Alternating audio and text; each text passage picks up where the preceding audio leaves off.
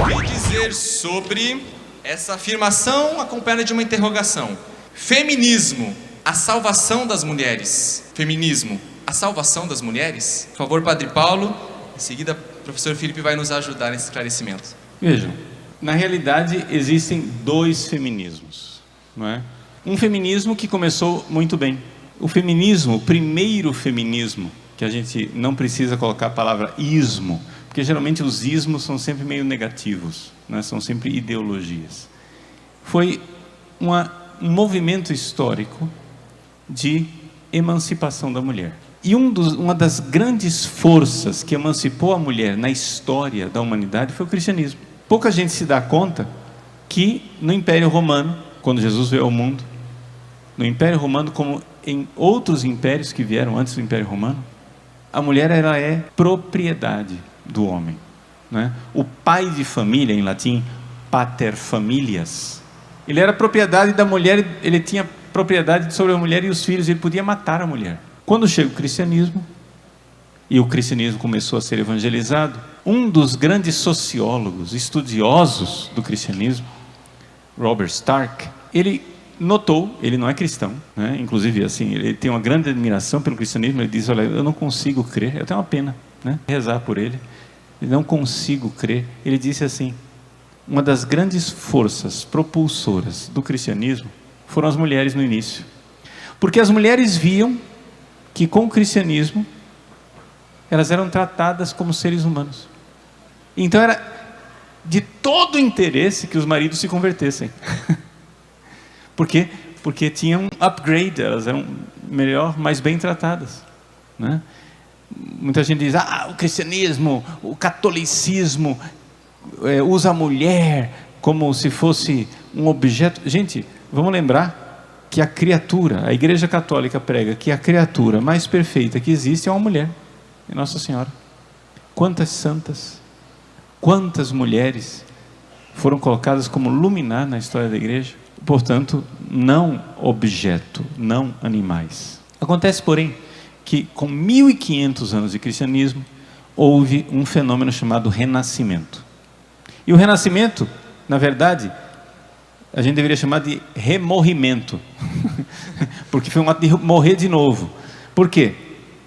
Porque o que voltou foi o paganismo. Voltou a escravidão, escravidão dos negros, que nós vimos no Brasil acontecer. Voltou uma série de coisas negativas, e uma delas é que as mulheres voltaram a ser consideradas, como eram consideradas pelos pagãos, objeto descartável. Seja, por exemplo, durante a época do cristianismo medieval, o rei era coroado, mas a mulher, a rainha também era coroada, junto com o rei. Durante a Idade Média, veio o renascimento, o remorrimento, você vê renascimento do paganismo. Agora só o rei é coroado, a mulher não é nada. As mulheres vão para o escanteio. Então era evidente que era necessário, mais uma vez, um movimento para emancipar a mulher. E foi o que aconteceu no século XX. Só que, infelizmente, aconteceu enquanto forças cristãs lutavam para, mais uma vez, resgatar a mulher, também outras forças materialistas, ateias, usavam isso tudo para colocar na mulher um combustível de revolta. Então nós tivemos todo o movimento do século XX de emancipação da mulher, direitos civis, voto, não é? A capacidade da mulher de realmente decidir sobre a própria vida. Mas teve, de umas décadas para cá, um radicalismo, que é uma segunda onda, uma onda negativa, aí a gente pode chamar mesmo de feminismo, no sentido negativo de ismo, em que as mulheres estão sendo usadas por uma engenharia social para destruir o que é feminino. Isso aqui é o terrível. Um feminismo que é contra o feminino. Então tudo que é traço feminino na mulher tem que desaparecer. De repente a mulher vira uma caricatura de um sonho de macho, entre aspas, num corpo de mulher, em que a mulher tem que negar tudo aquilo que é próprio dela, a sensibilidade. Por exemplo, uma mulher, já que nós estamos falando hoje de manhã de revolução sexual. O professor Felipe Neri colocou esse tema. A mulher, ao invés de agora colocar o seu feminino de forma equilibrada, não. Por exemplo, a mulher com a relação sexual casual, sem compromisso, ela se machuca muito, porque a mulher é muito sensível. Não, agora nós temos que libertar a mulher para ela ter relações sexuais sem se importar. E isso vai destruindo a mulher interiormente. Não é? Não que o homem possa ter relação sexual sem se importar, mas é que para a mulher isso é muito mais grave, no sentido de que é muito mais lesivo. Isso causa machucados no interior dela. Professor. Sobre a questão do feminismo, nessa segunda parte que o padre estava falando, o que eu acrescentaria, para ver como é presente e atual. O presidente da Colômbia, ele parafraseou uma feminista já de longa data, Simone de Beauvoir, onde ele dizia: ninguém nasce homem. Ela escreveu, né, dizendo: ninguém nasce mulher.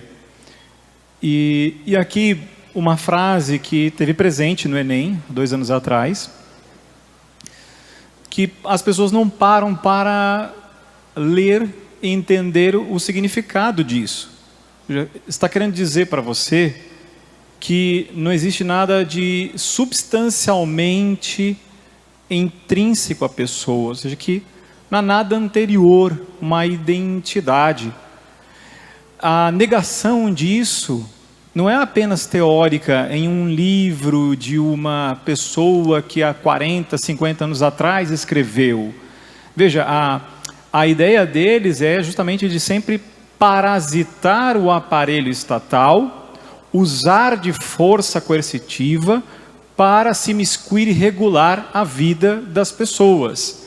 Então, por isso, vocês não estranhem em ver na internet países criando dificuldade nos relacionamentos interpessoais. Ou seja, uma pessoa lá, como eu comentava de manhã, para quem não acompanhou, ou seja, imagina, a França aprova que não pode chamar uma mulher de senhorita, porque ali você está falando do estado civil, aí ela é passível de bullying, porque o homem olha para ela como se ela não é casada, então pode ser, enfim, passar por um abuso, alguma coisa assim. E inúmeros países começam a seguir estas ideias, não é porque eles de um dia para o outro acharam bonito, ou acharam que queriam lutar por aquela sociedade igualitária, que assim era o que falavam que queriam buscar. Não, na verdade é porque essas pessoas estão dentro desses setores tentando fazer isso.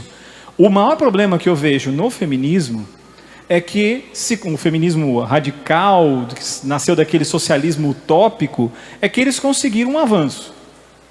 Eu vejo que eles conseguiram introjetar aquela estrutura para dentro do ser humano, e aí ele fica lutando contra a sua própria natureza. Então ele não é só mais externo, entre homem e mulher, porque falava assim, não, o que está se buscando, como se falava no início, era só uma questão de igualdade entre homens e mulheres. Não, o que está se buscando hoje é aquilo que Kate Millett, uma outra feminista, que derivava do pensamento de Herbert Marcuse, onde ela vem expressar que o pessoal é político. Então isso significa o seguinte, que todas as relações, você está legitimando que o Estado venha intervir. Quanto mais leis é melhor? Não. Lógico que não, nós já temos 10 mandamentos, já bastaria isso daqui para a gente saber se relacionar bem.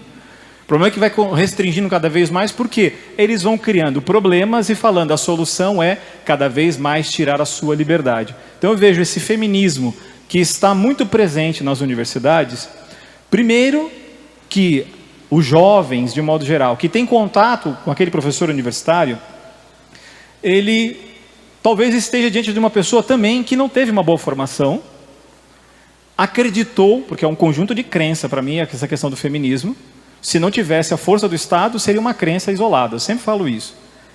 Então, esse é o problema, porque aquele professor fala, e ele tem empatia, aí a gente gosta dele, adere, e aí eu já sou seu inimigo.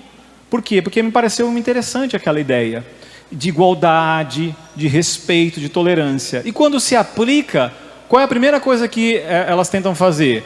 Bom, desconstruir, desmontar a natureza humana e aí começar a restringir todo mundo que pode falar favorável a uma identidade e a uma natureza humana. E eu estou falando aqui de uma questão filosófica, não estou falando simplesmente, como alguns querem falar, já sei, você é religioso, porque é o que eles querem fazer para te silenciar. Então por isso eu falo, olha, tem que ler sobre o feminismo. Parece difícil, mas se você não entende, você não vai ajudar o colega na universidade que vem para cima de você e que fala, olha, não, mas você não conhece. Não, eu conheço, eu li sobre isso, aquilo outro. Acho que você não interpretou bem o texto. Vou te mostrar os significados disso, a história onde chega.